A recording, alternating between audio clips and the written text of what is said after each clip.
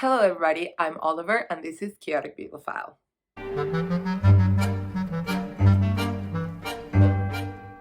Having a body. What a wonderful, frightening thing. Regardless of the particulars, it is the one thing that we all have in common. It is perhaps the only certain fact of our existence as humans. And yet, it is one of the most complex relationships we have from childhood throughout our lives. We are made to strive for perfection. We are made to feel gross and inadequate, regardless of what a person actually looks like. Everyone has struggled with body image or what their body feels like or it can or cannot do. It seems at times that with bodies there is no winning, and it's such a shame. I don't think you can live with absolutely zero judgment of self-consciousness about your body. And you wouldn't want to, because it's that sort of awareness that also brings some of the best stuff about bodily experience. But I do think we can be gentler towards ourselves and others. And I think in the last 10 years, there have been moves towards that. And as you can tell, I've been thinking a lot about bodies lately. And so in this video, I want to review 9 books. Yes, you heard that right. 9 nonfiction books that all deal with bodies to one extent or another. I meant to film this during Nonfiction November. It was the one Nonfiction November content apart from the TBR and the wrap-up that I had planned, but it just couldn't happen. I was really busy in November, but that's okay because it's here now. I am really excited to share this with you. I will warn you, this is long. Also, just a small warning, it's about to get very personal. There was no other way, so I hope that is your cup of tea. I am going to be reviewing the books, but I also want to look at them in context and in conversation with each other, and also in conversation with my own personal experience. All the videos are pretty subjective, right? But this one will be more personal than most. Let's start. So the first book that I want to tell you about is one that actually came later on in the project, but because of its expansive nature, I decided I had to review first. Once I decided that I was going to make this video, I immediately picked up Everybody by Olivia Laing because I couldn't not include it. This was originally published in 2021. The subtitle for this is A Book About Freedom. The best sort of summary of its argument actually comes at the end of the book on page 305. From feminism to gay liberation to the civil rights movement, the struggles of the last century were at heart about the right to be free of oppression based on the kind of body you inhabited. Able to live where you pleased, work where you pleased, eat where you pleased, walk where you pleased without the risk of violence or death. Able to have an abortion, kiss in public, engage in consensual sex without the threat of a prison sentence. The victories that did arise were hard won, but they weren't permanently secured, and already they are vanishing away. Like most of Laing's work, it blends memoir with theory and a look into other artists' lives and history, of course, in order to investigate, in this case, how bodies have been policed, specifically in the 20th and 21st centuries. I really enjoyed this, as I tend to enjoy all of Olivia Laing's nonfiction. However, I did think it struggled with its 2 poles, if you will. So if one pole was the body angle and the other was the freedom angle, I think the tug of war between the 2 was sometimes not resolved as seamlessly, and we did also get a bit lost in the story of the unifying image of this book, which is psychoanalyst Wilhelm Reich. He had a whole theory of bodies and how we relate to our bodies that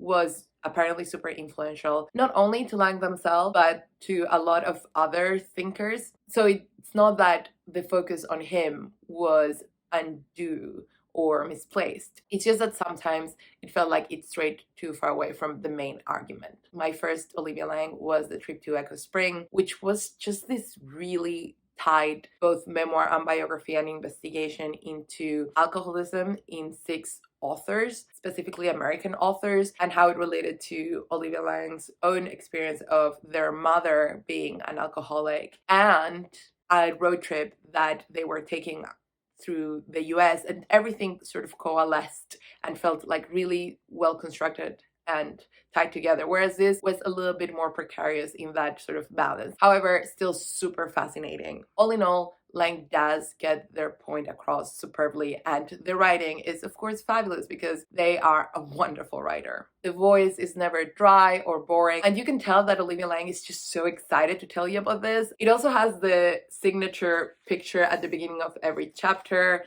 Laing likes this sort of pictorial support. It's such a tiny detail, and in the grand scheme of things, I don't think it makes a huge difference with the book, but I still enjoy it because it does make you consider sort of the visual with the theory, and in a book that is all about bodies, that is actually really interesting. I really recommend it if you like this sort of literary theory but approachable sort of book. I am really glad I picked it up for this project. The next thing I want to tell you about is actually not a book at all. Oops. If this whole project started with anything, it was with the Maintenance Phase podcast. And if you are into podcasts, I cannot recommend this highly enough. It uses my favorite podcast structure, which is 2 or more hosts, where 1 or 2 of the hosts have done all the research and know all the info and explain it to the other hosts in a way that if everyone involved is like funny and interested in it, like a lot of questions get asked, and it's just really very productive but also engaging. It is hosted by Michael Hobbs, who has a lot of experience doing these sort of podcasts. He also used to co-host, I think, You're Wrong About, and co-host If Books Could Kill, which is a new podcast about debunking bad science self-help books, and it's so good. Go check it out. I'm gonna link everything down below as always. And the other host is Aubrey Gordon, who is a fact activist. I didn't know about her before this podcast, but I am so glad I know of her because she is the aunt that we all need. So every episode they review a different health craze or diet book, policy, or debunk a myth. So it really varies, and not everything is about weight. Is literally health in its broadest sense, and it's just so helpful and so illuminating. And actually, I still remember when I first found out about it, I actually resisted listening to it because I thought it would hit too close to home and I shouldn't have worried. It really made me reevaluate experiences and internalized messages or knowledge that I had acquired throughout my childhood as a fat person. As a child, I spent a lot of time in and out of doctors' offices. It seemed at some point that everyone was trying to get me to lose weight. When I was a teenager, I had to fend off a lot of pressure from acquaintances, but also doctors to get surgery. The reason I never did it is because I just didn't want a surgery for that. I just still can't believe, now thinking back to it, how insisting some people were about it. And not to congratulate myself too much, but I am so pleased I resisted. Even though at that time I was at my most vulnerable, I still managed to impose that boundary on my own body, and I'm really proud of that. And in any case, when I did lose weight, not like massively, like I'm still fat, right? People kept asking what I did or whether I had had surgery, and then wouldn't believe me when I said no. And the pressure afterwards to keep it off, the maintenance phase, oh my god. So yeah, it hits close to home. It actually made me feel better because I learned that so many things that I'd been taught were actually lies. Doctors wouldn't let me have bananas or carrots or beetroots. The last 2 are fine because I'm not crazy about either, but still, on principle. Or pineapples because they had too many calories and too much sugar, and it's like, it's vegetables and fruit. What the actual F? This is why I am super interested in reading Aubrey Gordon's book, What We Don't Talk About When We Talk About Fat. She plugged this in the podcast, but also Danny read it. And actually, this is her copy. It's supposed to be like a maintenance phase episode, but a bit denser, a bit more in depth. I love how she explains things, so I cannot wait. I'm so excited. And I think she's coming up with a new book. I really am so excited. I will read whatever she writes. 2 books on the topic that I can review because I actually read them are Heavy and Eat Up. And both were actually very popular on BookTube when they came out, so they won't come as any surprise, but I still thought I should talk about them. The first one is Heavy by Kiese Laymon, or Laymon. And this is a memoir primarily about the author's relationship to his mother, but it's all rooted in his own body image and his race. He is Black, and what that sort of entails growing up as a fat Black guy, and how the world perceived him, and how this affected his body image, his relationship with food, his relationship with women, and his binging tendencies. He used to use food as a coping mechanism and then switched to exercise to an unhealthy amount, and then also fell into a gambling addiction. It is very poetically written, all emotion, but not in an uncontrolled way. He does step back and reflect, and actually the way it jumps back and forth in time does a lot for it in that regard, but it's still primarily heartbreaking. The whole book, by the way, is written in second person, addressed to the mom. The introduction in particular reflects upon respectability, because it was a big thing for the mother. She was a teacher, and then Kiese Laymon also became a teacher, and so the book goes on a lot about academics and its potential for enriching people's lives, but also the sort of expectations and aspirational aspect that comes with it. So it's all very fascinating. But again, in the introduction, the author tells his mom how he knows she's not going to like this memoir, that she would have liked for him to write something that was neatly wrapped up and that was very uplifting and inspirational. And he's like, that book would have been a lie. From there, it's all up and down. You are so happy and grateful for any moment of tenderness. And it's not a bleak book, but it is very, very real and very heartbreaking. And he's not a pessimist. He always tries to look forward and move on, but there's just so much trauma, and it's so very honest and open about it that you do have to be in the right headspace to read this. It is a wonderful memoir. If you read memoirs as a genre, regardless of topic, this is one that should be in the canon because it's wonderfully crafted, but also on the topic of bodies and fatness and race and how all of that is connected, and class as well. You cannot skip it. It is as good as everyone says. On a completely different tone, Eat Up by Ruby Tandoh. This book brought so much joy and bubbling happiness to my life. It is a collection of essays, reflections, and even recipes investigating and celebrating our relationship with food. As I said, this was really popular on BookTube when it just came out. Ruby Tandoh is a Bake Off alumna, and that of course screams comfort. However, I feel like by focusing so much on how nice this book is, sometimes flattens its truly insightful outlook on food and eating. And sure, it is an extremely warm book to read. The prose is beautiful but simple and straightforward and friendly. It feels like Tandoh is just chatting to you while she cooks, which is wonderful. But she isn't afraid of exploring thorny subjects either. She looks at, for example, how food relations can be the site of cultural appropriation, anxiety, eating disorders, class divisions. She provides such a nuanced vision, and she's like, I love food and you should be able to eat whatever you want. However, I understand why for many reasons you sometimes can't, and that's okay too. And actually, whenever I'm feeling anxious in general, but about food specifically, I revisit the last paragraph of the introduction. It's so comforting. I want you to eat the whole picture, because when you do that, food tastes better than ever. I want you to love yourself enough not to feed yourself dry sandwiches for dinner or skip eating altogether. The way you feel about food sits hand in hand with the way you feel about yourself. And if you eat happily and wholeheartedly, food will make you strong. I want you to feel fine about the messiness of your illogical, impulsive appetite, and sometimes overeat, sometimes undereat, and still hold tight in your self-care. I want you to absorb as much of this big, weird world as possible.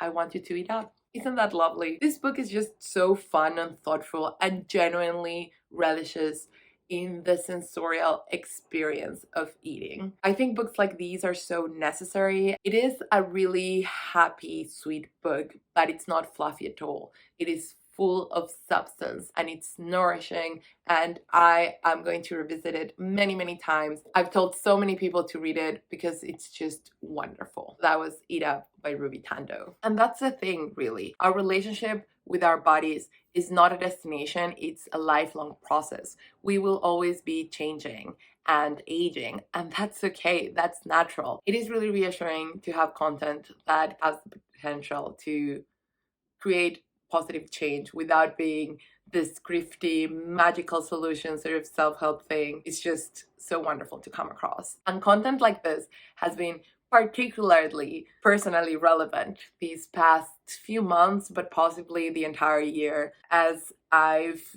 been not, let's say, struggling with body image, but reevaluating my relationship with my body, which leads me to the second part of this video. And I appreciate the great response and support that I got from people when I said that. Because yes, it was casual, but I was actually quite nervous about it, of course. However, the state of affairs has changed pretty drastically. I tried to think of like clever or fun ways to preface this, but I couldn't come up with anything, so here it goes. I am a trans man. I have high-key known this since I was a teenager, but for many personal reasons at the time, I just couldn't deal with that. And I pushed it to the back of the closet, the back of my mind, so far back that I actually kind of forgot. Not really, but it wasn't a thing that I thought about very often until it was all I could think about, until it was such a certainty that I just could no longer hold it in. I just couldn't ignore it anymore. So I've been coming out since August to my loved ones, to my classmates, to everyone basically. I did an Instagram post. I'm out at work, which is really, really nice, and everyone is very supportive. Not that it really matters to the purposes of this video, but I am planning to transition medically as soon as possible, which is still not soon enough, but it's been set in motion, which is really exciting. And so the reason it is so important for me to frame this within a video about bodies in general is because I am convinced that if I hadn't experienced so much fat phobia in healthcare, and that if I wasn't so freaked out about how out of control my body might feel when transitioning, I would have come out sooner. And even doing it now, it was very hard because I felt like I finally had a great relationship with my body. My body was feeling strong and beautiful and up to the things that I wanted it to do. And now I'm gonna go and change it. And for what, quote unquote. And to be completely clear, I do not think people need to medically transition in order to be legally and socially recognized. It's just, for me, I've always known that if I was going to transition, it was going to be medically as well. And so there I was in August, a frazzled, newly out trans man. And in a very Oliver fashion, I went to books. I go for books for comfort and information and reassurance. That is what I'm going to review now. The rest of the books that I'm going to mention are all about transness, and I hope you're interested. I have some more well-known ones, but I also have some hidden gems. So let's carry on. The first one I want to tell you about is Becoming a Man, The Story of a Transition by P. Carl. I got this literally 2 days after I first came out. I was killing some time at the Common Press bookshop. And quick aside, if you haven't been to this bookshop and you've already been to Hausman's, Bookmarks, and Kiese Word, you have to check out Common Press. It's so good. They are a queer, intersectional, radical bookshop, and it's mwah. In any case, I was wandering around the memoir section and I found this. And I hadn't heard of it. Call me cheesy, but I fully interpreted this as a sign. It is pretty rare that I don't know about a book that would be just randomly there, especially one that is not new. I just hadn't noticed it before. P. Carl is a trans man who transitioned later in life when he was 50, and for the majority of his life, he identified as a lesbian. And not only that, he was also a feminist scholar. By the time he transitioned, he had been married to his wife for 20 years. So the memoir focuses more on his own transition and the effects of transition and decisions that come with transition, rather than discovering his own gender, which he had been aware of his entire life. I was obnoxiously obsessed with this book. For like a full month, I kept saying things like, oh, in becoming a man, this happens, or P. Carl says this. I'm sorry to everyone, but I have my reasons. First of all, this is really well written in a very academia light sort of way. P. Carl is, of course, an academic, but he's also a playwright, so he really has that sense of pacing. This book begins at a hotel, at the point at which P. Carl is now unequivocally being read as a man. He is suddenly being read as a cis-passing, straight, white man, and he really has to reckon with that newly acquired privilege. Second, I found this very personally relatable in many ways, particularly the way Carl is not reevaluating his relationships, but seeing how the politics of his relationships have now changed. He spent so long in lesbian spaces. Now he finds himself granted access to spaces that before had shut him out, but the one that was his haven is not actively rejecting him, but also is not the same. He doesn't feel as comfortable, and the people in it don't feel as comfortable with him anymore. He also speaks very candidly about how intense this has been for his marriage. Yes, they still love each other. And yes, he's still the same person at his core. But one, this really does challenge his wife's lesbian identity, which is pretty important for her, not just personally, but also politically. And it's part of her academic life. It's just a thing that matters in some contexts, especially if you are of an older generation. And two, there is so much pressure on trans people not to change after transition, but that is so unrealistic and unfair. Change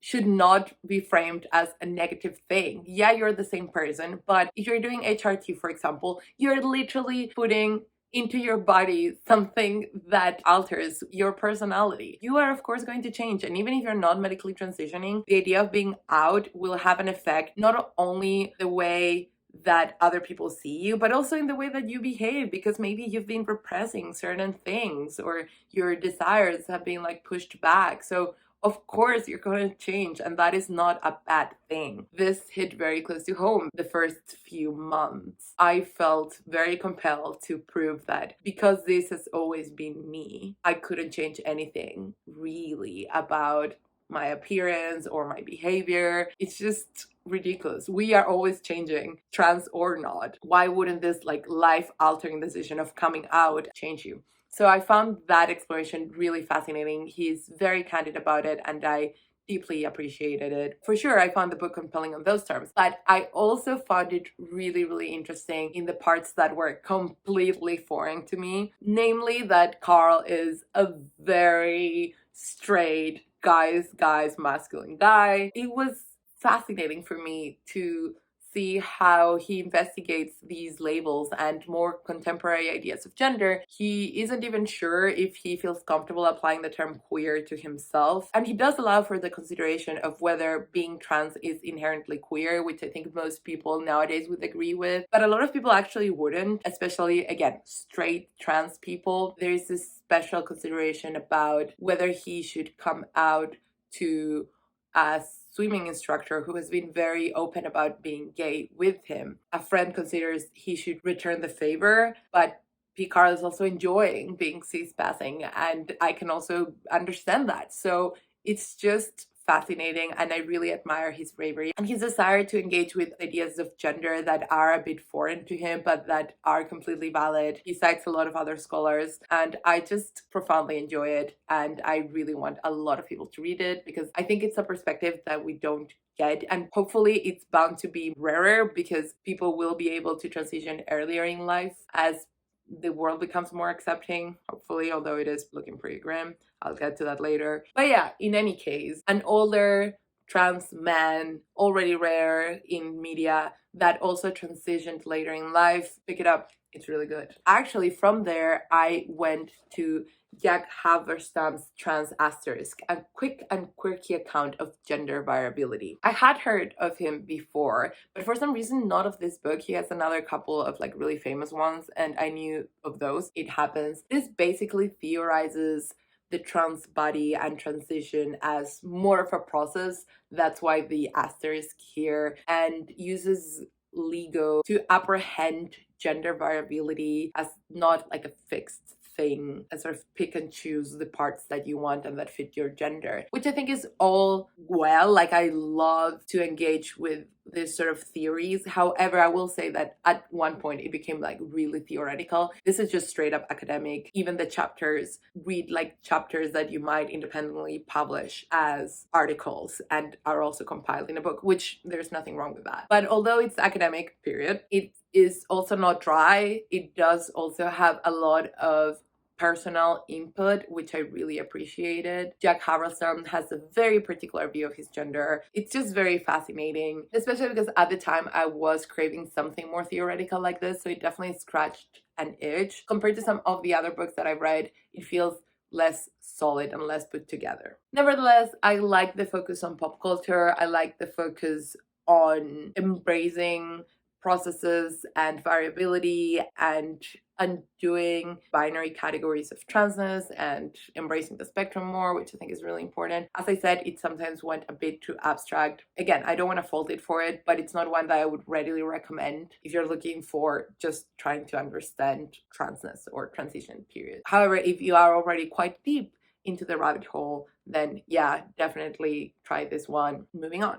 I'm sorry if anything looks slightly different. I'm not gonna lie, I took a lunch break. I don't think this video is going to be as long as I expected it to be. However, I have been filming for a while, so let's just continue. The book that I wanted to tell you about next is The Transgender Issue by Shon Faye. I have a very big confession. This came out in 2021 and it was immediately everywhere, especially in UK booktube, and deservedly so. It's an amazing book. However, I had a very strong reaction to it. By that time, I was already thinking about gender-related stuff.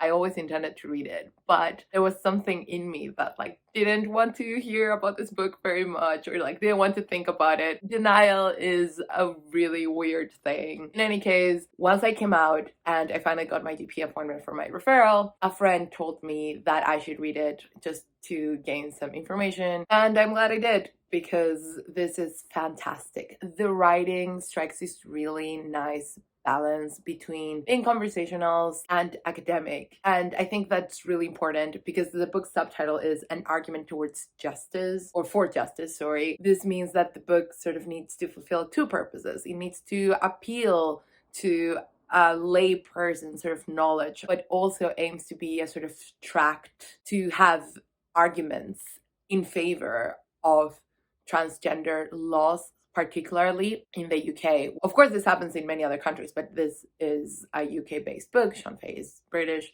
and so that's the scope of this book. I do think a lot of the core principles can be extrapolated, and it doesn't limit the conversation to the UK, but by necessity, it focuses on those specific legal issues. That said, this was a pretty distressing book to read for me particularly. I was reading it around the time that I was going to the doctor, and it gave me terrible anxiety, like almost an anxiety attack. The reality is so grim, and of course, this is no fault of the book. This is the reality, and we need to read about it, and hopefully more people who aren't aware of these issues will become aware, and maybe someone who is a bit lukewarm or like doesn't have a strong negative opinion either will be swayed. I can't see a lot of conservative people picking this up, but maybe they will, and it will help. It just hit close to home, so I had to put it down for a bit. Then I went back to it and it's great. I just really highly recommend it. She is a brilliant scholar and a great writer, and I wish I had gotten my own paperback signed copy,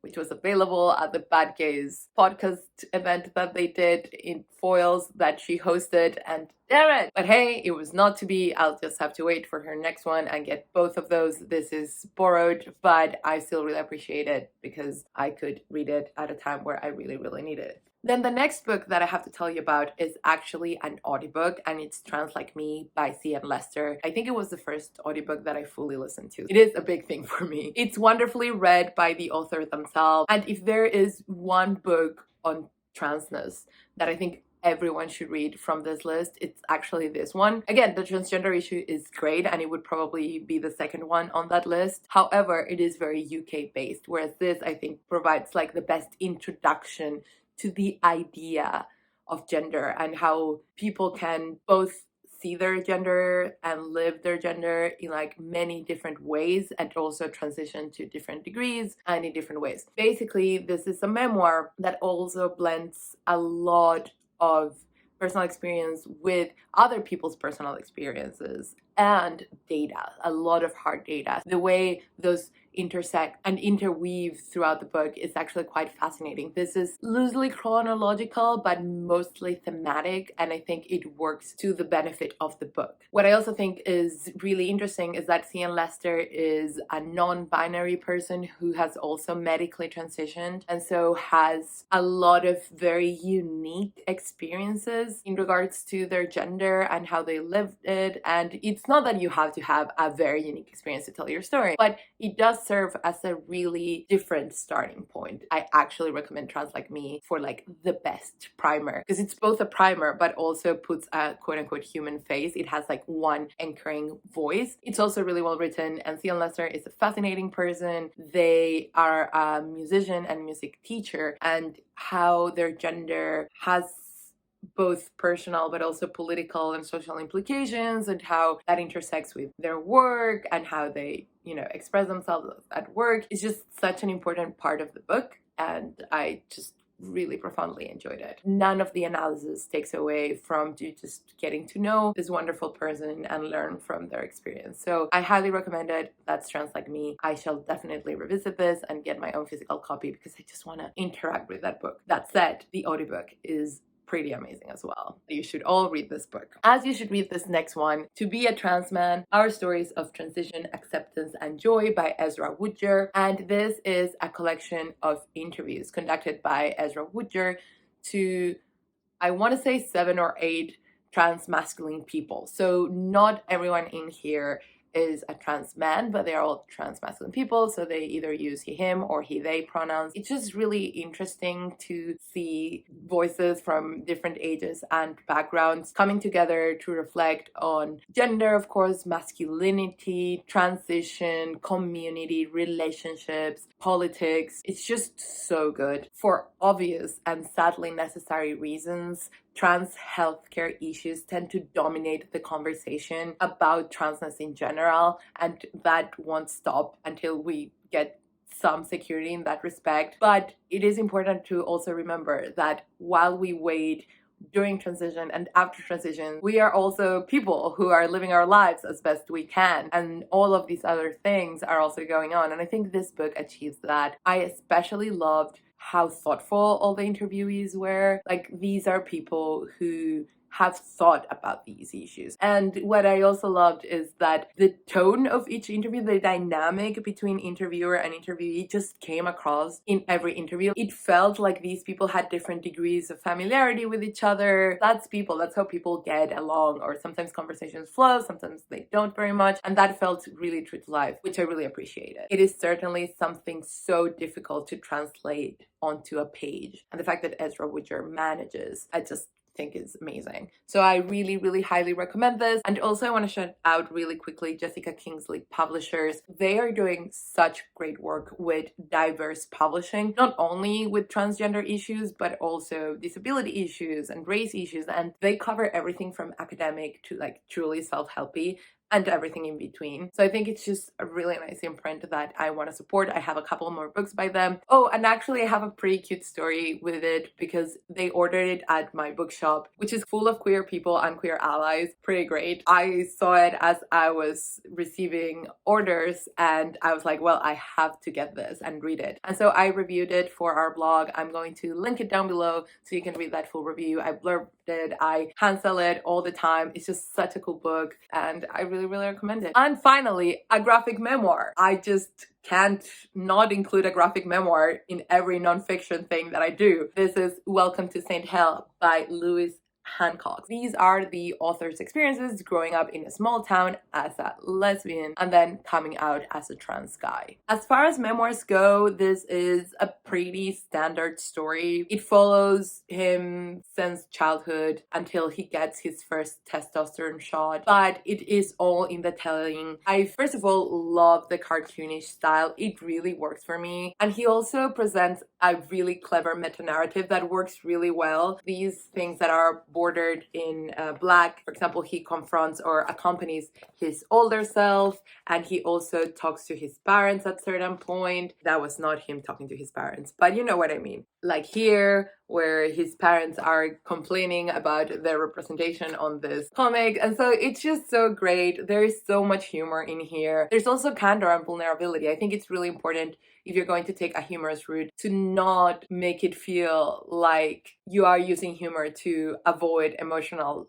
depth, but this is not the case. This is just so compelling. I devoured this and I would 100% reread it. It does what it does so well, and it's just so engaging and optimistic, and I just really loved it. It really felt like companionship, and at this time I really needed it. That was Welcome to St. Hell by Lewis Hancox. And that's it. What a ride, huh? I hope you enjoyed it, at the very least, that you find it interesting, that the reviews provided enough insight into the books that they justified me talking about myself a lot. If you've made it this far, thank you so much. Before I stop this video, I do want to share something that's pretty big for me. I finally got a clear doctor's appointment to start the transition process. It's in June, so it's still 6 months away, a little bit more than that. That is definitely soon. Of course, it doesn't feel soon enough, but I'm trying to focus on the positive. I'm very nervous, but I'm also very excited. I understand it will be such a long time before there's any sort of noticeable transformation, and it's not necessary for me to share any bits of the process here, but this is a big deal for me. I am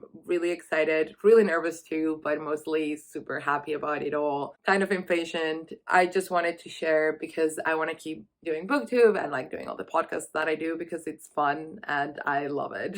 So there's that. The other thing, in case you didn't catch it, because I've only glossed over it, I am changing my name. My name is Oliver. I am hoping to legally change it again relatively soon, which is also exciting. There are a few logistics to be taken into account because I don't live in the country that issued my passport, but it's fine. The point there being that that is my name. I honestly don't mind anything old with my dead name on it. I am leaving all the videos that I've made in the past few years up. I go as Ollie for short, I-E, not Y, very important detail. And yeah, there is a story behind the name, but this video has gone on long enough, so I don't need to retelling it. Also, it's not that good either. Life goes on.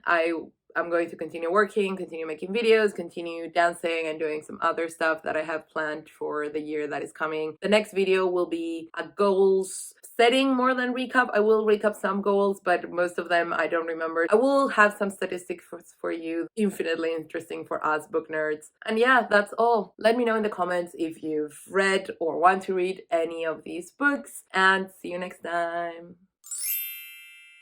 Blah, blah, blah, blah. It is certainly something so difficult, but so I don't